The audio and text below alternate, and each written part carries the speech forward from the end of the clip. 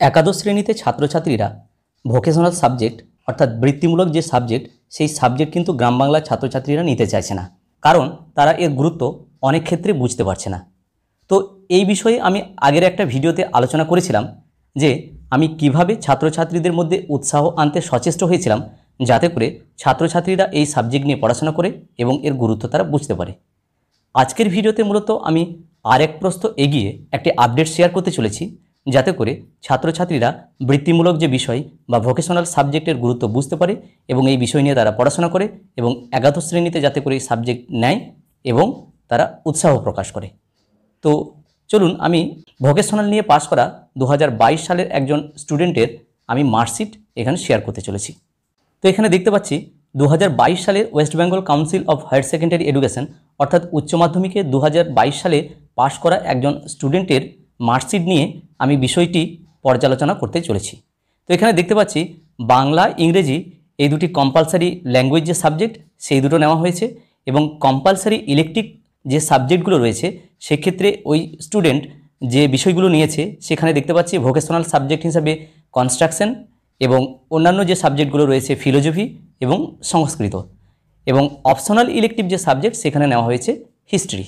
তো এখানে আমরা দেখতে পাচ্ছি 2022 সালে কিন্তু কম্পালসারি ইলেকটিভ সাবজেক্ট হিসাবে তখন ভোকেশনাল যে সাবজেক্ট সেই সাবজেক্টগুলো কিন্তু নেওয়া যেত, কিন্তু উচ্চ মাধ্যমিক কাউন্সিল থেকে নোটিফিকেশন দিয়ে জানানো হয়েছিল যে কম্পালসারি ইলেকটিভ যে সাবজেক্ট সেই সাবজেক্টে কিন্তু ভোকেশনাল সাবজেক্ট কোনো ছাত্রছাত্রী নিতে পারবে না। নিতে গেলে কম্পালসারি ইলেকটিভ থেকে তাদেরকে ট্রান্সফার করতে হবে অপশনাল ইলেকটিভ সাবজেক্টে, অর্থাৎ ভোকেশনাল সাবজেক্ট হিসাবে একমাত্র অপশন চুজ করতে পারবে অপশনাল ইলেকটিভ সাবজেক্ট হিসাবেই সে ভোকেশনাল সাবজেক্ট নিতে পারবে। যাই হোক এই পরিবর্তনটা এই বছর 2024 সাল থেকে এসেছে, কিন্তু বিষয়টি যাই হোক না কেন এই মার্কশিট নিয়ে যদি আমি পর্যালোচনা করি তাহলে আমরা দেখতে পাবো যে মার্কসগুলো এই স্টুডেন্ট পেয়েছে সেক্ষেত্রে বাংলা ইংরেজি এবং কনস্ট্রাকশন যে সাবজেক্ট আমি দেখতে পাচ্ছি কনস্ট্রাকশন যে কম্পালসারি ইলেকটিভ সাবজেক্ট সর্বোচ্চ নাম্বার 84 নাম্বার সে পেয়েছে, এবং ফিলোজফি সংস্কৃত এবং হিস্ট্রি যে মার্কসটা রয়েছে হিস্ট্রি কিন্তু এখানে নট অ্যাপ্লিকেবল হয়েছে। এবং তাহলে এখানে স্পষ্টতই বোঝা যাচ্ছে যে কনস্ট্রাকশন এই যে সাবজেক্টটা যেটা ভোকেশনাল সাবজেক্ট হিসাবে ট্রিট করা হচ্ছে এইটা কিন্তু বেস্ট অফ 5-এর মধ্যে নাম্বার কাউন্টিংয়ে কিন্তু এই সাবজেক্টটা চলে এসেছে, এবং অপশনাল ইলেকটিভ হিসাবে যেটা 37 নম্বর পেয়েছে ইতিহাসে সেই বিষয়টি কিন্তু নট অ্যাপ্লিকেবল হয়ে গেছে, অর্থাৎ এক্ষেত্রে এটি বেস্ট অফ 5-এর মধ্যে ঢোকেনি। যাই হোক 2024 সালেও যদি কোনো ছাত্র বা ছাত্রী অপশনাল ইলেকটিভ সাবজেক্ট হিসেবে সে ভোকেশনাল কোনো সাবজেক্টকে চুজ করে তাহলে হয়তো দেখা গেল সেই সাবজেক্টের সর্বোচ্চ নাম্বার সে পেয়েছে, তার জন্য বেস্ট অফ 5-এ যেমন এই মার্কশিট অনুসারে দেখতে পাচ্ছি বেস্ট অফ 5-এ ভোকেশনাল সাবজেক্ট কাউন্ট হয়ে গেছে, সেক্ষেত্রেও 2024 সালে বা অনার্স আরও পরীক্ষায় যেগুলো হোক না কেন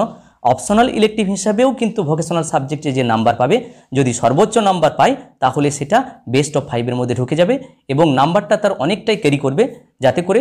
সর্বোচ্চ নাম্বারের পরিপ্রেক্ষিতে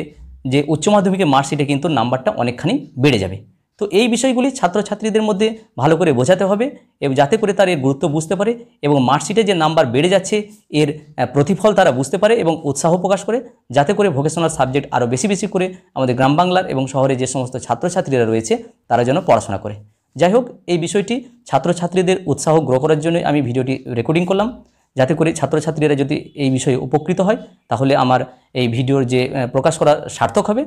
আর ভিডিওটি যদি ভালো লাগে তাহলে আপনারা লাইক শেয়ার এবং কমেন্ট করবেন, এবং চ্যানেলে যদি সাবস্ক্রাইব না থাকে তাহলে অবশ্যই চ্যানেলটি সাবস্ক্রাইব করে রাখবেন। সবাই ভালো থাকুন, সুস্থ থাকুন, ধন্যবাদ।